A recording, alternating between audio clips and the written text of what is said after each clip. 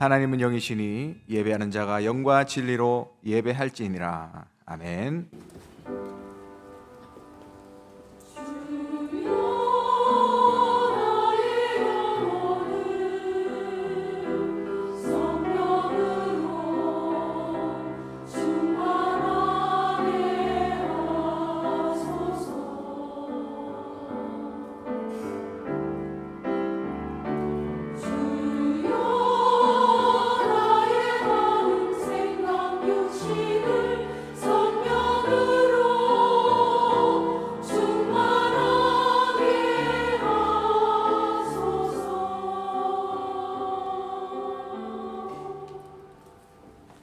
전능하사 천지를 만드신 하나님 아버지를 내가 믿사오며 그 외아들 우리 주 예수 그리스도를 믿사오니 이는 성령으로 잉태하사 동정녀 마리아에게 나시고 본디오 빌라도에게 고난을 받으사 십자가에 못 박혀 죽으시고 장사한 지 사흘 만에 죽은 자 가운데서 다시 살아나시며 하늘에 오르사 전능하신 하나님 우편에 앉아 계시다가 저리로서 산자와 죽은 자를 심판하러 오시리라.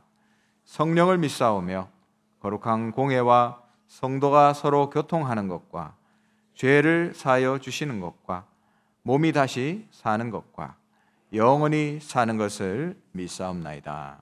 아멘.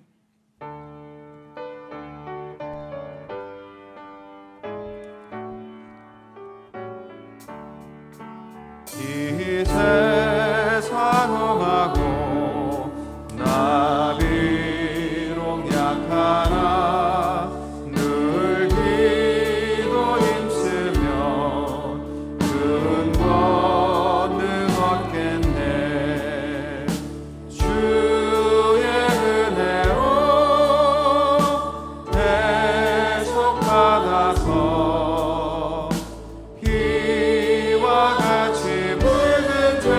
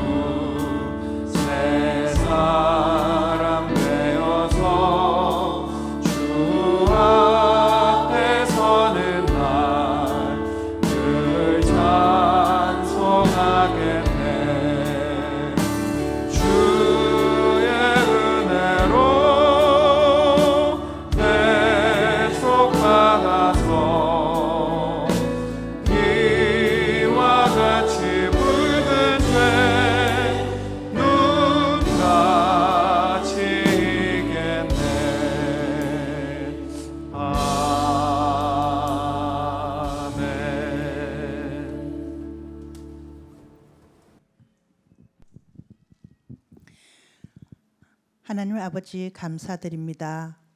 우리를 구원하시고 오늘도 너희는 나를 누구라 물으시는 주님께 주는 그리스도시요 살아계신 하나님의 아들이십니다 고백할 수 있음에 감사를 드립니다.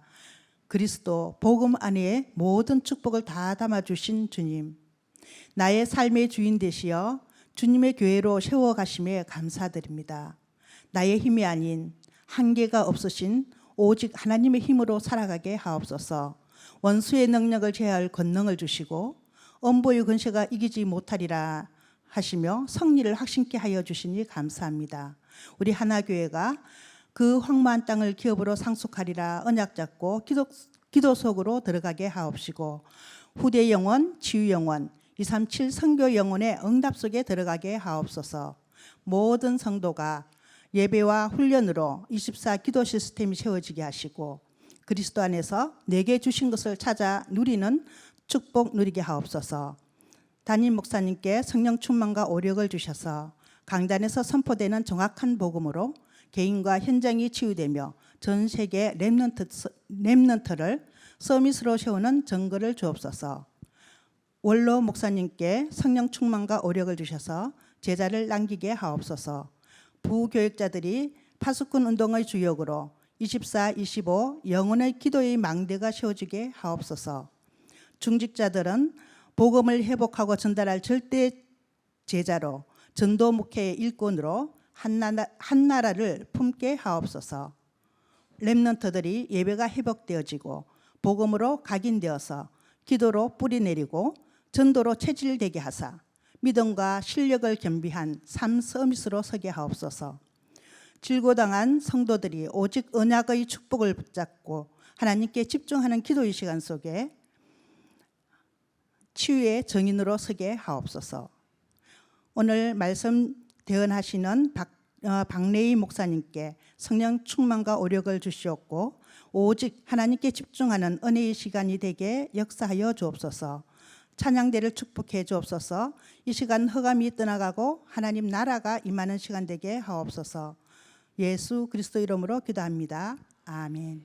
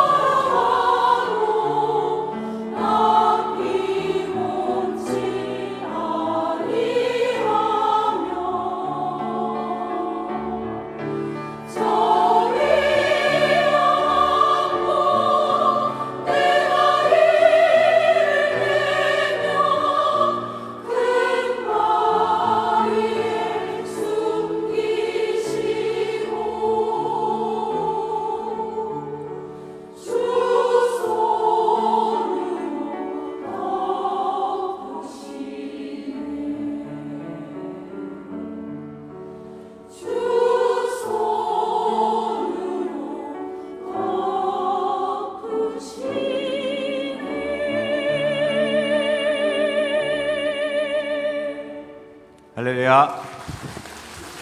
네, 은혜로운 찬양 감사합니다. 매 마른 땅을 종일 걸어가도 소경 크로스비가 고백했던 내용이죠. 광야 같은 우리 인생 걸어가면서 매 마른 땅 같은 그런 순간에도 그리스도 안에서 주신 축복으로 승리하고 전도자의 길을 걸어가시게 되시기를 주님의 이름으로 축원합니다.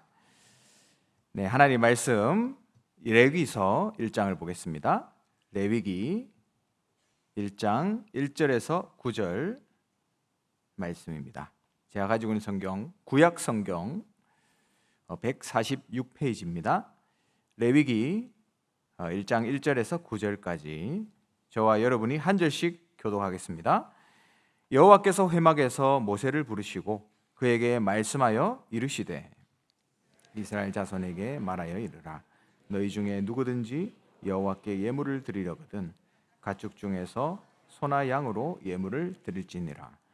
그 예물이 소의 번제이면 흠없는 수컷으로 회막문에서 여호와 앞에 기쁘게 받으시도록 드릴지니라. 그는 번제물의 머리에 안수할지니 그를 위하여 기쁘게 받으심이 되어 그를 위하여 속죄가 될 것이라. 그는 여호와 앞에서 그 수송아지를 잡을 것이요 아론의 자손 제사장들은 그 피를 가져다가 회막문 앞 제단 사방에 뿌릴 것이며 그는 또 그 번제물의 가죽을 벗기고 각을 뜰 것이요 제사장 아론의 자손들은 제단 위에 불을 붙이고 불 위에 나무를 벌려놓고 아론의 자손 제사장들은 그 뜬 각과 머리와 기름을 제단 위에 불 위에 있는 나무에 버려놓을 것이며 9절 같이 읽습니다. 그 내장과 정강이를 물로 씻을 것이요 제사장은 그 전부를 제단 위에서 불살라 번제를 드릴지니 이는 화제니라. 여호와께 향기로운 냄새니라. 아멘. 할렐루야. 네, 이번 한 주간 그리스도 안에서 우리에게 주신 그 축복들을 찾아내라고 말씀 주셨습니다. 예수가 그리스도라는 그 고백을 한 베드로에게 예수님이 너무 기뻐서 봐 요나 시몬아 네가 복이 있다. 이를 네게 알게 하니는 혈육이 아니요 하늘에 계신 내 아버지시니라 하면서 너는 반석이라. 이 반석 위에 내가 내 교회를 세울 것이다 말씀하셨습니다. 하나님이 우리를 세우실 것이다 약속하신 거죠. 그게 그리스도 안에서 주신 축복입니다. 그리고 우리를 반석 위에 교회로 세우시기 때문에 음부의 권세가 이기지 못하리라 말씀했습니다. 마귀가 아무리 우리를 속이고 우리의 컴플렉스를 건드리고 복음과 나 사이의 갭을 이용해서 무너지게 할지라도 오히려 그것 때문에 나는 응답받는 거예요. 하나님 우리에게 왜 광야를 허락하셨습니까? 영적 서밋 때라고 광야로 보내신 줄 믿습니다. 담임 목사님께서 지난 권차례 때 이런 얘기를 하시더라고요. 저도 목사로서 말씀을 심부름하지만 메시지 준비를 하고 스크립트를 다 써서 여러분과 나눌 그 말씀을 많이 기도하고 묵상하고 나옵니다. 그러면 보통 기도하고 응답받은 대로 여러분께 나누게 돼 있거든요. 근데 이상하게 스크립트에 없이 나가는 성령이 역사하는 거죠. 스크립트에 없는 데 나가는 말씀이 있어요. 그건 하나님이 성령께서 시키시는 거겠죠. 저는 그렇게 믿습니다. 목사님께서 그런 얘기 하시더라고요. 이상하게 요즘에 준비하지 않았는데 자꾸 나가는 메시지가 있다 하면서 뭐라고 얘기하셨냐면 예수 믿는데 왜 어려움 옵니까? 이런 질문을 하잖아요, 사람들이. 제가 복음을 전하고 또 새신자들이 신앙생활을 시작하면 그런 질문을 많이 하시더라고요. 아니 예수 믿는데 왜 문제 다 해결돼야 되는 거 아닙니까? 근데 목사님이 이렇게 얘기하셨어요. 문제 없으면 응답도 없는 것이다. 그렇게 말씀을 주셨어요. 그래서 여러분에게 주신 그 문제, 광야, 컴플렉스, 갭 전부 다 응답받으라고 주신 겁니다. 여러분 그렇게 믿으시고 찾아내세요. 영적 서밋으로 여러분을 준비하시고 그 복음과 내 사이의 갭, 그 안에 응답이 숨어 있습니다. 여러분 꼭 찾아내시고 그리스도 안에서 주신 축복으로 승리하는 전도자 되시기를 주님의 이름으로 축원합니다. 오늘은 레위기서의 말씀을 가지고 하나님 말씀을 나누고자 합니다. 오늘 제목은 여호와께서 기쁘게 받으시는 예배입니다. 여호와께서 기쁘게 받으시는 예배입니다. 이 레위기서를 보면 바로 출애굽기가 40장까지 있잖아요. 이게 이어지는 내용이라는 것을 알 수 있습니다. 그러면 이 레위기서를 처음 읽으면 자꾸 하나님이 제사를 이렇게 드려라 저렇게 드려라, 동물을 이렇게 잡아라, 제사장은 이렇게 해라, 너희는 이렇게 규례를 지켜라, 이런 법이 계속 나오거든요. 그러면 사실 우리가 맥락을 모르면 무슨 내용인지 잘 이해하기가 어려워요. 굉장히 지루하고 재미없는 책이 됩니다. 근데 이 레위기서 바로 전장, 그러니까 출애굽기죠. 출애굽기가 40장까지 있는데 이 40장 35절에 보면 이렇게 말씀하고 있습니다. 모세가 회막에 들어갈 수 없었으니 이는 구름이 회막 위에 덮이고 여호와의 영광이 성막에 충만함이었으며, 하나님께서 명령하신 이 성막을 만들어 놓고 회막을 만들어 놓고 이제 그 안으로 들어가려고 하니까 못 들어가겠는 거예요. 모세가 못 들어갔습니다. 하나님이 막으신 거죠. 왜 못 들어갔을까요? 모세는 죄인입니다. 원죄를 가진 죄인입니다. 그 몸으로 하나님을 가서 만날 수가 없는 거예요. 만나러 가면 죽습니다. 그래서 모세조차도, 지도자인 모세조차도 만날 수 없었던 거예요. 그런데 여러분, 이 레위기서를 다 끝내고, 레위기서 다음이 무슨 성경이죠? 민수기 아닙니까? 민수기 1장 1절에 보면 재미난 게 나옵니다. 여기 보니까 여호와께서 시내 광야 회막에서 모세에게 말씀하여 이르시되, 하나님이 모세를 회막에서 지금 만나는 장면이 나오잖아요. 그러면 모세가 못 들어갔다가 레위기서가 끝나고 나서 이제 만나고 있습니다. 그게 무슨 말이죠? 하나님을 만날 수 있는 길을 가르치는 게 바로 레위기서라는 거예요.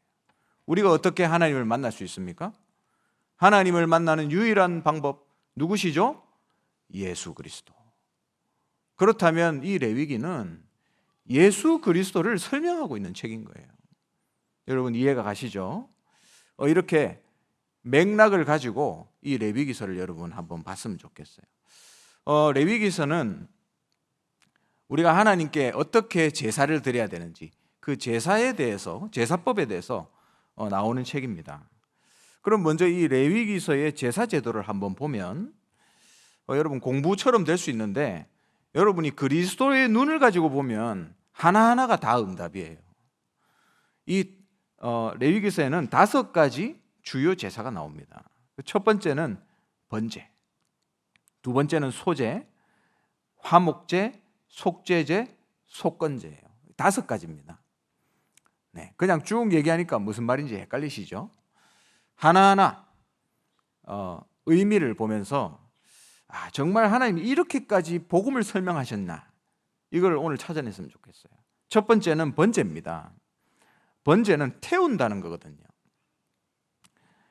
제물 전체를 불로 태워가지고 하나님께 바치는 제사입니다. 이 번제 제물이 되는 흠없는 수컷, 오늘 읽었죠? 오늘 1장에 그 첫 번째 나오는 게 번제에 대한 설명입니다. 수컷 짐승 중에 죄 지은 사람이 머리에 그 수컷 짐승에다가 손을 얹고 죄를 전가하는 거예요. 그리고 그 짐승을 제사장이 잡습니다.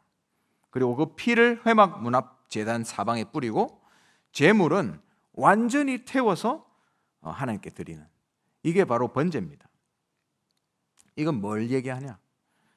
예수님이 십자가에서 피를 완전히 쏟으시고 우리의 죄를 위해서 완전한 희생 제물이 되셨다. 이 예수 그리스도의 완전한 희생 제물을 예표하고 있는 거예요. 예수님의 죽음은 우리 죄를 대신한 영원한 속죄이기 때문에 이제는 예전처럼 번제를 계속 드릴 필요가 없어졌죠. 반복하는 제사, 짐승으로 드리는 제사 필요 없어졌습니다. 그리스도께서 2000년 전에 십자가에서 흘리신 그 피를 믿기만 하면 우리는 영원한 속죄를 받게 되는 거예요. 그게 번제의 의미입니다.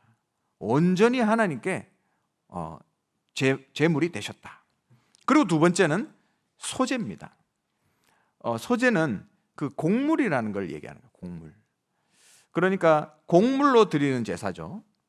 하나님께 대한 감사, 헌신을 나타내는 제사입니다. 그게 소제예요. 그런데 소제의 특징이 뭐냐?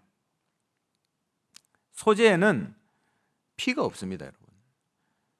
곡물로 드리기 때문에 반드시 피가 있는 번제나 화목제물과 같이 드려져야 되는 게 소제입니다. 소제 한 개로는 단독으로는 제사가 드려지지 않는 거예요. 그런데 그 소제에도 의미가 있어요. 그 소제에 사용된 무교병, 이스트가 없죠. 이것은 깨끗함, 거룩함을 상징하는데 바로 죄가 없으신 무결하신 예수 그리스도를 보여주는 거예요.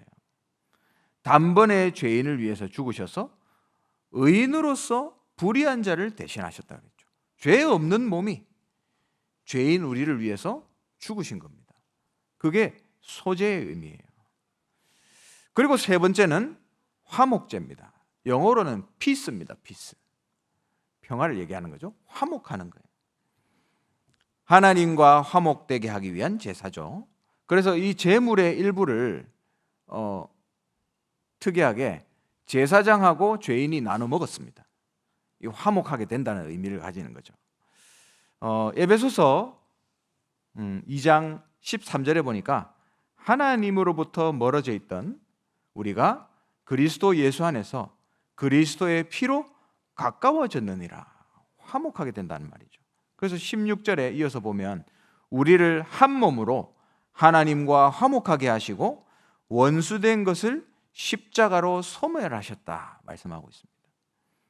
비로소 우리에게 하나님과 함께하는 이 임마누엘의 축복, 이 화목제물을 통해서 하나님과 함께하는 축복을 누리게 된 거죠. 그게 바로 화목제의 의미입니다. 그리고 네 번째입니다. 속죄제예요. 속죄제는 실제 일어나는 그 죄, 사람이 알지 못하고 범한 죄가 있습니다. 그 죄를 속죄하기 위한 제사예요. 부지 중에 우리가 알지도 못하고 죄를 지을 수 있잖아요. 그 죄를 해결하는 게 속죄제입니다. 이걸 통해서 하나님과의 관계가 회복되는 거죠. 그래서 히브리서 9장 28절에 보니까 예수님의 십자가 희생, 이거는 우리의 죄를 완전히 속죄하신 사건인데 그 피는 바로 우리가 알지 못하고 범한 그 모든 죄까지도 다 사하시는 하나님과의 관계를 회복시키는 순전한 속죄다, 이렇게 말씀하고 있습니다. 히브리서 9장 28절의 말씀이죠. 그러니까 하나님과의 관계를 회복하기 위해서 우리가 알지 못하는 거고 지은 그 죄를 해결한다 이 말이에요. 그리고 마지막 다섯 번째는 속건제입니다. 속건제는 실제로 우리가 살아가면서 다른 사람에게 입힌 경제적 손실이나 아니면 도덕적인 잘못, 이런 거를 속죄하고 배상하는 제사라. 그래서 잘못에 대한 배상과 함께 하나님께 제물을 드려야 됐습니다. 이게 어떤 의미인가? 예수님은 우리의 모든 죄, 잘못을 대신해서 그리스도의 피값으로 우리의 죄값을 다 완전히 갚으셨다는 거예요. 그걸 속건제에서 설명하고 있는 겁니다. 예수 그리스도의 죽음이 우리의 영적인 부채를 다 해결했다 이 말이에요. 이사야서 53장 10절에 보면 여호와께서 그에게 상함을 받게 하시기를 원하사 질고를 당하게 하셔서 그의 영혼을 속건 제물로 드렸다, 이렇게 말씀하고 있습니다. 이렇게 다섯 가지예요. 여러분, 이 하나하나가 전부 예수 그리스도의 십자가를 설명하고 있는 겁니다. 이 레위기 시대에 이미 그리스도를 예표하는 설명을 하고 계신 거죠. 다시 한번 다섯 가지 정리하면, 번제는 죄를 속하기 위해서 짐승 제물 전체를 불로 태우는 거예요. 한마디로 예수님이 우리 죄를 위해서 완전한 제물이 되셨다. 그리고 두 번째는 소제, 감사와 헌신을 위해서 무교병 곡물로 드린 제사입니다. 무교병, 흠없는 어린 양 예수 그리스도를 예표하는 거죠. 그리고 반드시 피가 있는 제사와 함께 드려야 된다. 화목제, 세 번째죠. 하나님과 인간이 화목하게 되는 제사입니다. 제물을 제사장과 죄인이 나눠 먹었다 그랬어요. 그래서 이 중간에 막힌 담을 헐고 하나님과 화목되게 하는 제사다. 예수 그리스도의 그 속죄, 막힌 담을 허는 십자가의 피를 얘기하는 거죠. 그리고 속죄제, 부지 중에 범한 죄를 속하는 제사입니다. 그리스도의 피는 우리가 모르고 짓는 죄까지도 다 속죄하신 거죠. 우리가 어떻게 우리가 짓는 죄를 다 또 알 수가 있겠습니까? 그런데 예수 그리스도의 십자가는 완전하기 때문에 우리가 모르고 짓는 죄까지 다 해결하셨다는 말입니다. 그리고 속건제, 다섯 번째죠. 경제적 손실과 도덕적인 잘못의 속죄, 배상하는 제사입니다. 그 예수님이 그 핏값으로 우리의 죄값을 다 지불했다는 겁니다. 여러분, 이 레위기서의 그 제사 5가지를 보면서 우린 다시 한번 깨달아야 돼요. 그래, 구약 전체가 복음을 설명하고 있구나. 하나님이 제사를 이래 드려라 저래 드려라 했는데 전부 예수 그리스도의 십자가와 그 피를 지금 우리에게 설명하고 있구나. 그걸 미리 보여주신 거구나. 이걸 여러분 깨달으면 됩니다. 하나님 우리에게 성경 66권을 주셨잖아요. 우리가 성경 66권을 역사의 눈으로 보면 역사책입니다. 이거를 만약에 철학적인 눈으로 보면 굉장히 철학적인 책입니다. 시대의 철학을 뛰어넘는 철학이 담겨 있는 게 성경입니다. 그런데 이 성경은 역사책도 아니고 철학책도 아니에요. 그 수준을 뛰어넘지만 그런 책이 아닙니다. 이 성경은 예수 그리스도 복음을 설명하는 책입니다. 그래서 여러분이 그 눈을 가지고 모든 성경을 보세요. 그러면 모든 성경이 복음을 통해서 다 이해되게 돼 있어요. 그러면 레위기서도 굉장히 재밌습니다. 왜? 복음을 설명하고 있기 때문에. 그래서 예수 그리스도의 십자가 한 번의 제사로 이 5가지 복잡하게 드렸던 제사 이제 더 이상 드릴 필요 없는 거예요. 그리스도의 십자가 한 번으로 수만 번, 수십만 번 드렸던 이 제사가 끝난 겁니다. 이제는 그리스도의 제사 한 번으로 완벽하고 완전하다. 그래서 히브리서 10장 14절에 보니까 그가 거룩하게 된 자들을 한 번의 제사로 영원히 온전하게 하셨느니라 말씀하고 있습니다. 여러분, 이 5가지 제사를 이제 놓고 그 특징을 한번 생각해 보면 생각나는 제사가 있습니다.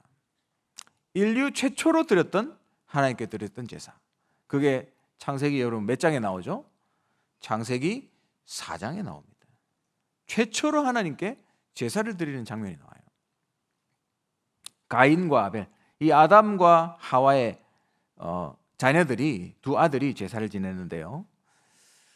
가인은 곡물로 땅의 소산으로 하나님께 드렸고 아벨은 그때 레위기를 따지면 제사법으로 따지면 번제나 화목제 같은 그 제사를 드린 거죠.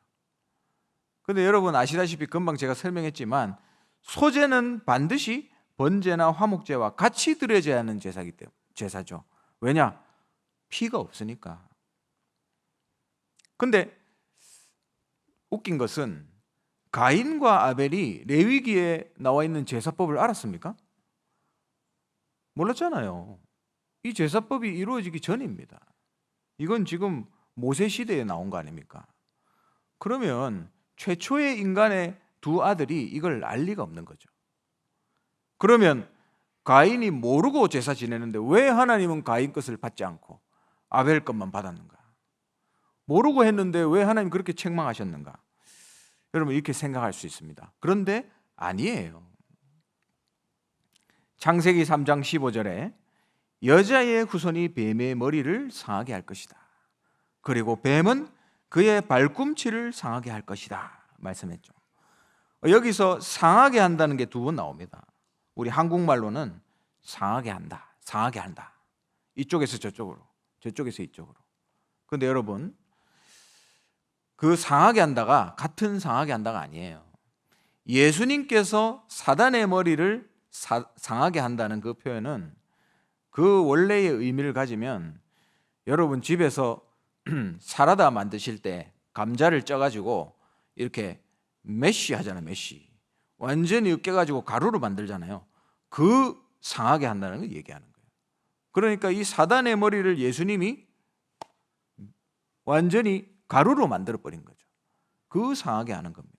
사단의 권세를 완전히 박살낸 그 하나님의 역사를 얘기하는 거죠. 그런데 반대로 뱀이 그의 발꿈치를 상하게 할 것이다.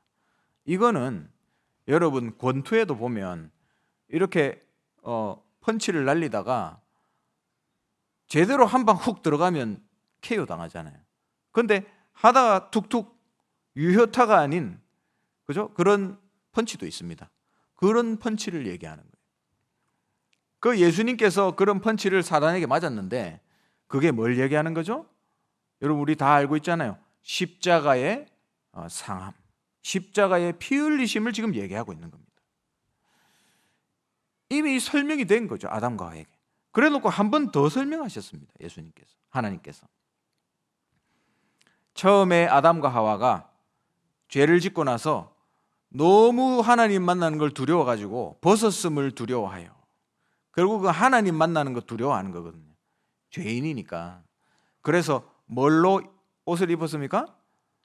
무화과 나뭇잎으로 치마를 삼아서 입었다. 인류 최초의 의복입니다, 여러분. 근데 그 의복은 시간 지나고 바람 불고 비 내리면 사그라들 수밖에 없어요. 없어질 수밖에 없습니다. 영원하지 않아요. 그런데 하나님께서 아담과 하와를 위해서 가죽 옷을 지어 입혔다. 성경에 나와 있죠. 창세기 3장입니다. 가죽 옷을 지어 입히면서 동물을 죽이고 피를 내고 그 피 묻은 가죽으로 아담과 하와를 덮어주셨단 말이죠. 이게 뭡니까? 예수 그리스도의 피를 설명하고 있는 거예요. 그리고 이 성경에 나와 있지 않지만 하나님께 제사 드리도록 하나님께서 명령하셨겠죠.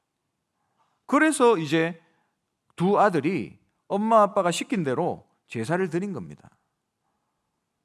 분명히 얘기를 해줬겠죠. 그런데 모르겠습니다. 아담과 하와가 제대로 설명을 안 한 건지, 아니면 가인과 아벨이 똑같이 들었는데 가인은 귀로 흘려드렸는지 잘 모르겠어요. 그런데 가인은 그 피의 의미를 완전히 잊어버리고 열심히 자기 노력으로 곡물을 만들어서 땅의 소산으로 하나님께 드렸습니다. 하나님께 드리니까 하나님 안 받잖아요. 안색이 변해버렸다 그랬어요. 그리고 분노를 참지 못하고 그 동생을 죽여버린 거죠. 여러분 어떻습니까? 이게 1세대 만에 이루어진 일입니다. 인간이 하나님을 떠나고 그 어마어마한 사건, 하나님을 떠날 수밖에 없는 창세기 3장이 일어난 그 바로 1세대 밑에서 일어난 일이라는 거예요. 그러면 여러분 우리는 어떻습니까? 우리가 복음을 받았는데 우리 후대들이 이 복음을 우리가 설명해도 그냥 들을 수도 있고 제대로 알아들을 수도 있고 귀로 흘려들을 수도 있잖아요. 그러나 진짜 제대로 알아들을 수 있도록 각인시키는 게 우리가 해야 될 의무입니다. 그게 하나님이 우리에게 주신 사명이죠. 가인이 흘러들었으면 다시 한번 얘기해야 돼요. 매일 설명해야 돼요. 각인시켜야 됩니다. 절대로 잊어버리지 않도록. 이게 하나님 우리에게 주신 사명인데 아담과 하와가 그걸 놓쳐버린 거예요. 그러니까 이 살인하는 저주가 가정에 일어난 겁니다.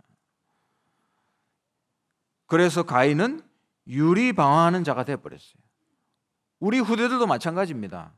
우리가 복음을 대충 설명하고 진짜 복음이 맞다는 것을 우리의 삶에서 보여주지 않으면 우리 후대들이 그냥 흘려듣고 가인처럼 돼버려요.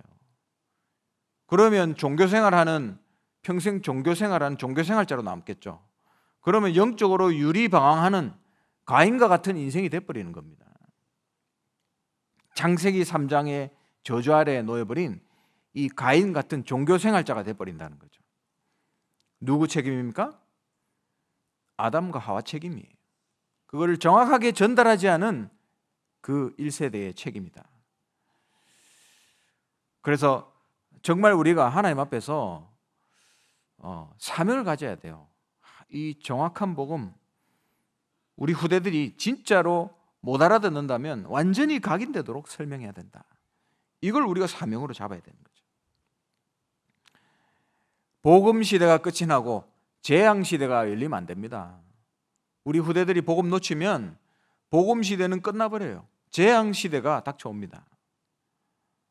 그러면 저주받은 세대가 되는 거죠. 불과 1세대를 지났는데 그렇게 되는 겁니다. 그래서 재앙 시대를 막고, 이건 우리가 막아야 돼요. 막고 복음 시대가 꽃을 피우도록 심부름해라.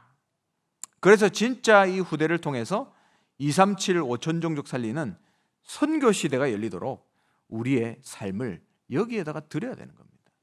여러분, 이 심부름의 주역이 되시는 우리 하나교회 되시기를 주님의 이름으로 축원합니다.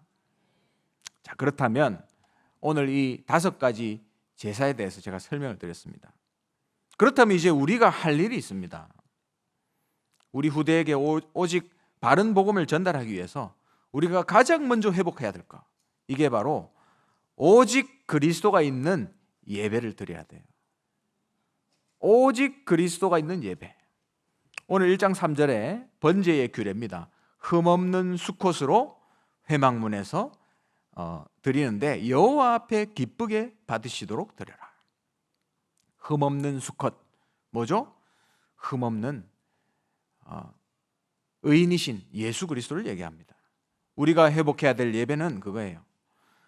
모든 주의 백성이 복음이 회복되는 예배, 복음이 선포되는 강단. 하나님이 그걸 제일 기뻐하시는 거죠. 하나님이 우리 강단을 그렇게 부르셨습니다. 어떤 랩런트가 한 몇 달 전에 연락이 왔더라고요. 목사님 하면서 지금 이제 대구 출신인데, 우리 교회 출신이죠. 이제 다른 지역에 가서 있는 신앙생활을 하고 있습니다. 근데 그 친구 이제 교회에서 단기 선교를 갔는가 봐요. 이제 거기에 신학교가 세워져 있고 또 교회가 있고 선교사님이 있고 그렇습니다. 근데 거기 갔는데 갑자기 제 얼굴이 나오더라고요. 제 얼굴이.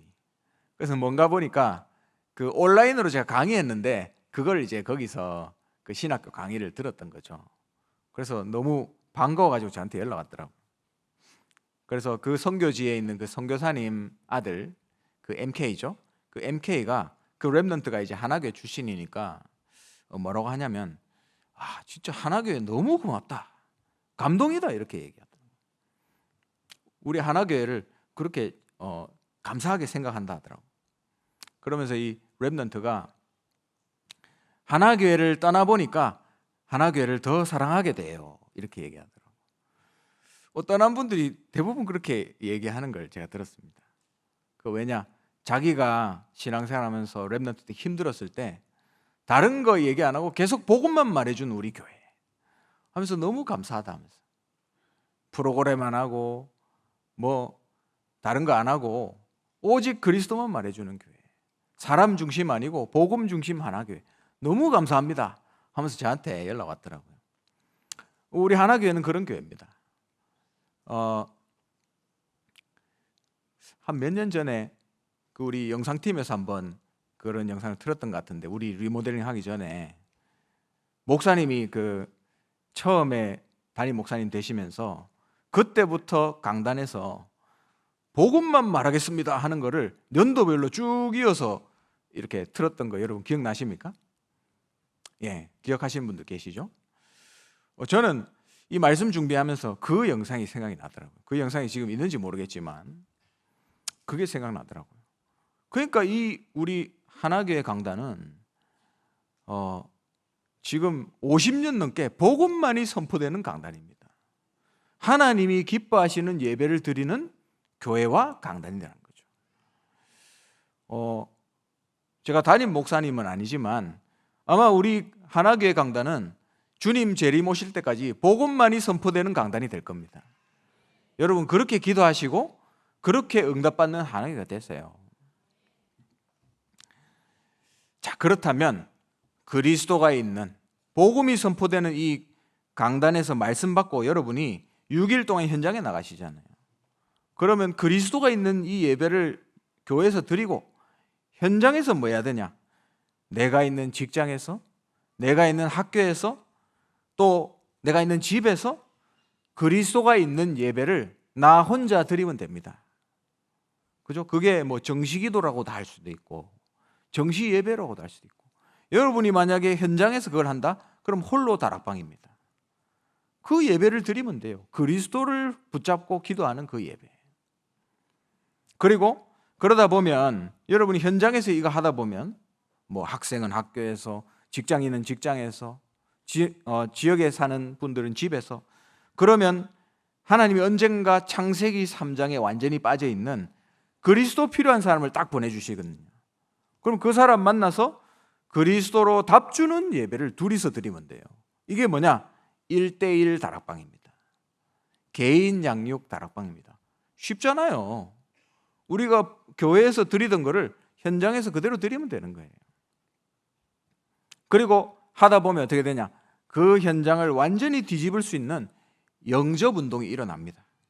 그리스도로 생명 살리는 예배죠. 복음을 계속 말해줘야 됩니다. 그러면 계속 생명 살리는 영접 운동하는 일이 일어나는 거죠. 그게 뭐죠? 지역 다락방, 지교회. 결국에는 그리스도 붙잡고 복음 계속 선포하는 예배 드리면 되는 거예요. 그리고 이제 완전히 그리스도로만 결론 내는 제자를 모아서 키우게 됩니다. 그게 미션홈이죠. 하나님이 원하시는 거는 복잡하지 않습니다. 교회 와서 그리스도 복음 회복하고 그 예배 드리고 현장에 나가서 그리스도 붙잡고 예배 드리면 돼요. 그게 전부입니다. 그게 신앙생활이고 그게 내 인생에서 해야 될 미션이에요. 선교사님은 그 선교 현장에 가서 그리스도 붙잡고 거기서 예배 드리는 겁니다. 그러면 하나님이 사람을 붙여주시는 거죠. 이 그리스도가 회복되는 예배가 주님 재림 오실 때까지 회복되기를 주님의 이름으로 축원합니다. 말씀을 맺도록 하겠습니다. 그래서 여러분 매일 그리스도를 고백하세요. 우리 렘넌트들도 고백하더라고요. 주는 그리스도시요 살아계신 하나님의 아들이십니다. 그리스도는 참 제사장. 그 제사장 되신 예수 그리스도를 통해서 어떤 일이 일어나죠? 죄와 저주는 떠나가는 겁니다. 그래서 선포하세요. 예수 그리스도 참 제사장 되신 예수 그리스도의 이름으로 모든 재앙은 떠나갈지어다. 기도하세요. 그리고 참 왕 되신 그리스도, 그 언약 붙잡고 모든 역사하는 흑암의 세력은 떠나갈지어다. 기도하는 겁니다. 그리고 참 선지자이신 그리스도, 성삼위 하나님이 지금 나와 함께하여 주시옵소서. 기도하는 거죠. 그리고 주는 그리스도시잖아요. 주는 예수 그리스도는 나의 주인이십니다. 고백하는 나의 모든 인생을 하나님이 책임져 주시옵소서. 기도하는 겁니다. 예수가 그리스도라는 이 사실이 여러분 삶에서 고백될 때 어떤 일이 일어납니까? 나와 나의 가정 가문에 있는 사단의 망대가 무너집니다. 계속 고백하면 무너집니다. 영적인 사실이에요. 내가 있는 현장에서 이걸 한다. 현장에 깔려있는 사단의 요새가 붕괴되기 시작합니다. 그리고 전 세계를 장악하고 있는 사단의 왕국, 하나님의 나라가 건설되면서 사단의 왕국이 무너지게 되어 있습니다. 여러분의 현장에서 그리스도를 고백할 때, 그래서 여러분이 있는 데서 고백하시면 돼요. 그거 가지고 예배하시면 됩니다. 문제는 가서 고백을 안 하는 게 문제예요. 가서 그 그리스도 붙잡고 예배를 안 드리는 게 문제예요. 그러니까 어떤 일이 일어나죠? 학생은 공부하다가 너무 힘들어요. 그리스도 고백하는 예배가 없으니까 계속 힘든 거예요. 집안에서는 남자와 여자가 싸우기 시작합니다. 부부가 싸우기 시작해요. 그리스도가 있는 예배가 없으니까 싸울 수밖에 없는 거죠. 직장에서는 흑암 문화가 자리 잡습니다. 왜? 나는 그리스도를 가지고 있는 사람인데 거기서 내가 혼자서 예배 안 드리니까. 그렇잖아요. 그래서 간단합니다. 여기서 그리스도 붙잡고 예배 드린 대로 여러분 현장에서 예배 드리면 돼요. 여러분 이 미션을 꼭 기억하시기 바랍니다. 그래서 오늘 제목이 여호와께서 기쁘게 받으시는 예배, 바로 그리스도를 회복하는 그 예배가 교회와 여러분의 현장 구석구석에 237 나라에 회복되고 성취되기를 주님의 이름으로 축원합니다. 기도합시다. 하나님 은혜를 감사를 드립니다. 하나님 우리에게 레위기를 주시고 여러 가지 제사를 통해 결국 예수 그리스도를 보여주심을 감사를 드립니다. 그리스도의 언약 붙잡고 오직 복음이 회복되는 예배가 우리 교회와 또 우리의 현장 곳곳에서 237 나라 현장 곳곳에서 이루어질 수 있도록 하나님 은혜 더하여 주시옵소서. 감사드리며 예수 그리스도의 이름으로 기도합니다. 아멘.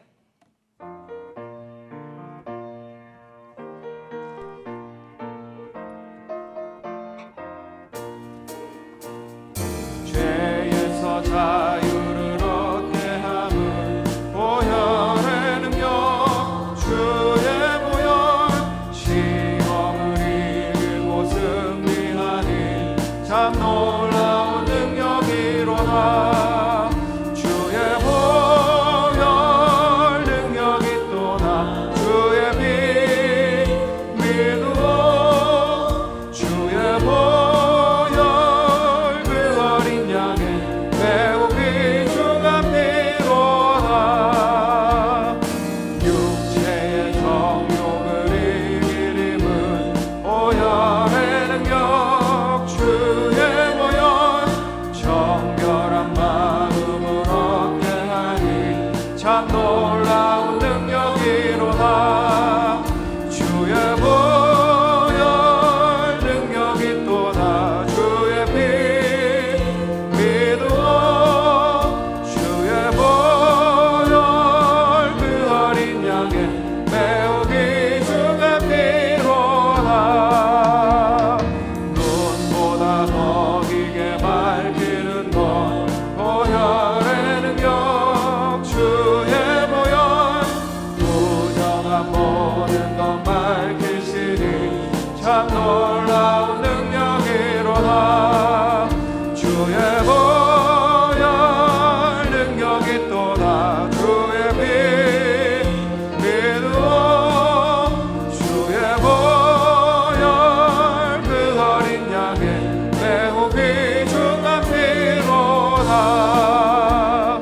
구주의 복음을 전할 제목 보혈의 능력 주의 보혈 날마다 나에게 찬송 주니 참 놀라운 능력이로다. 주의 보혈 능력이 또다. 주의 피 믿으오. 주의 보혈 그 어린 양의 매우 귀중한 피로다. 지금은 모든 문제를 해결하신 주 예수 그리스도의 크신 은혜와 하나님의 영원하신 사랑하심과 성령의 역사하심이 그리스도 안에 있는 참된 축복을 찾아내며 오직 예수 그리스도만이 회복되는 예배를 통하여서 교회를 살리고 현장을 살리고 237 나라 5천 종족 살릴 이 자리에 함께한 우리 모든 하나님의 성도들 머리 위에 지금부터 영원토록 항상 함께 있을지어다. 아멘.